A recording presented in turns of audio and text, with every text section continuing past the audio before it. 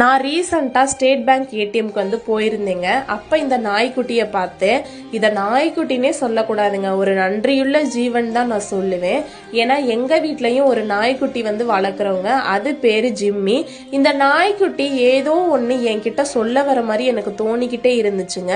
பார்க்கவே கஷ்டமாக இருக்குது, எலும்பும் தோலுமா இருந்துச்சு. அதோட அந்த நாய்க்குட்டிக்கு வந்து சரின்னு சொல்லிட்டு சாப்பிட வைக்கலாம் அப்படின்னு என் தம்பியை கடைக்கு அனுப்பி பிஸ்கட் வந்து வாங்கிட்டு வர சொல்லிட்டேன்.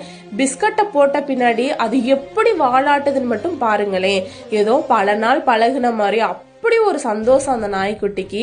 பார்க்கவே கஷ்டமா இருந்துச்சு. இந்த நாய்க்குட்டியை பேசாம நம்ம வீட்டுக்கே தூக்கிட்டு போயிடலாமா அப்படின்ற மாதிரிலாம் இருந்துச்சு.